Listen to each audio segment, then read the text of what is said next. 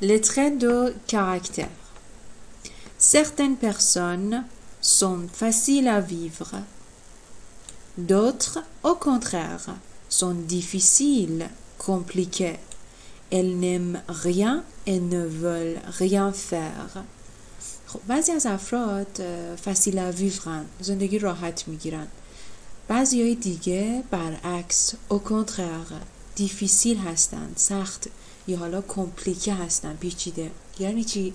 یعنی elles n'aiment rien، چی رو دوست ندارن، elles ne veulent rien faire، هیچ کاری رو هم دوست ندارن انجام بدن. Certaines personnes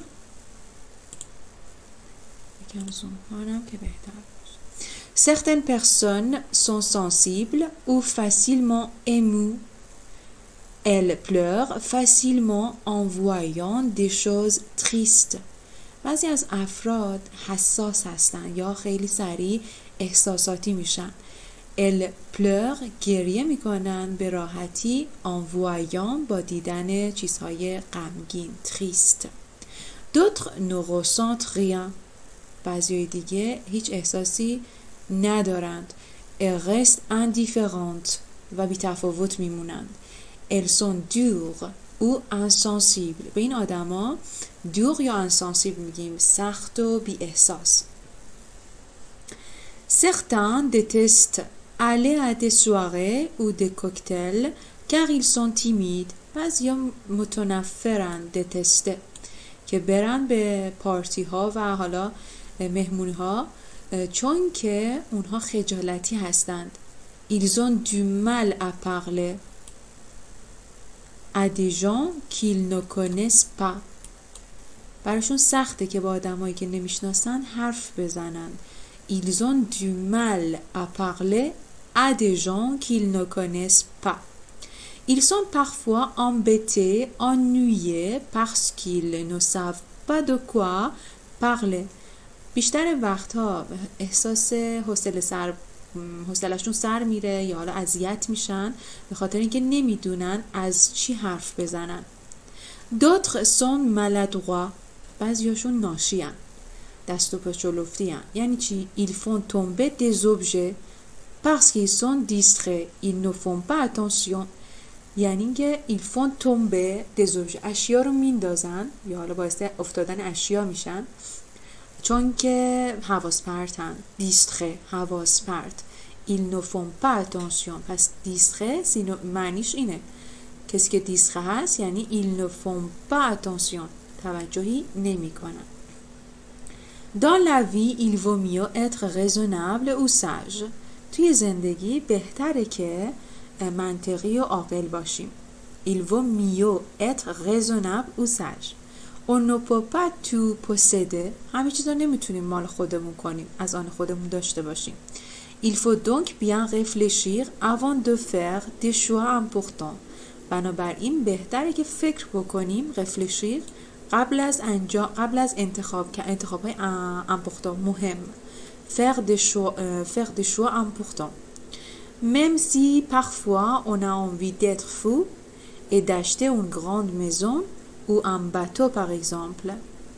حتی اگر گاهی avoir envie de، تمایل داریم که دیوونه باشیم و یه خونه بزرگ یا حتی یه قایق بزرگ بخریم به طور مثال. certains traits de caractère sont importants dans une profession. بعضی از ویژگی‌های کاراکترمون توی شغلمون مهمن. profession. par exemple quand on est journaliste، وقتی روزنامه‌نگار باشیم، il faut être tolérant ou ouvert. باید صبور یا حالا تحمل بکنیم. تولران بهتره که تحمل بکنیم، تولران باشیم. و ouvert، باز. même si on n'est pas d'accord avec eux، حتی اگه با اونها موافق نباشیم. on doit respecter l'opinion des gens qu'on interroge. ما بایستی احترام بذاریم نظر افرادی که ازشون سوال میپرسیم. respecter l'opinion des gens qu'on interroge. ceux qui ne supportent pas les différences, qui ne sont pas respectueux de la vie des autres, ne doivent pas faire ce métier. اونهایی که سوکی ne supportent pas تحمل نمی کنن les différences تفاوت ها رو qui ne sont pas respectueux که qui ne sont pas respectueux de la vie des autres که احترام نمیگذارن نظرات دیگران رو نباید این شغل رو انتخاب کنن. métier profession. Les mauvais résultats scolaires de Mathieu surprenant son père, il est surpris. نتیجه بد تحصیلی ماتیو surprend son père متعجب کرد پدرش رو. il est surpris شگفت زده شد.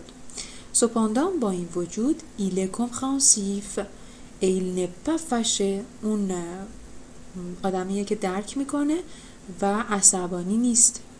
il n'est pas en colère c'est la première fois que ça arrive اولین باره که اتفاق میفته. c'est la première fois que ça arrive. quand on doit passer un examen وقتی که باید یک آزمون رو بدیم passer un examen il est important d'avoir confiance en soi. این مهمه که confiance en soi داشته باشی اعتماد به نفس. de croire en ses chances باور به شانس هات داشته باشی. au contraire برعکس si on doute de soi اگه به خودت شک داشته باشی si on doute de soi on fait parfois des erreurs بعضی وقتا یا بیشتر وقتا دچار اشتباه میشی. la mère de la petite Julie est fière d'elle مامان جولی کوچولو بهش مفتخره.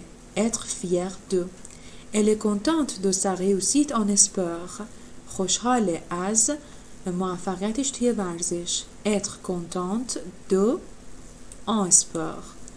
ses copines l'admirent دوستاش اونو ستایش میکنن تمجید میکنن. elles voudraient pouvoir être comme elle میخوان که بتونن مثل اون باشن. Félix est un petit chat très affectueux. il adore dormir avec les enfants.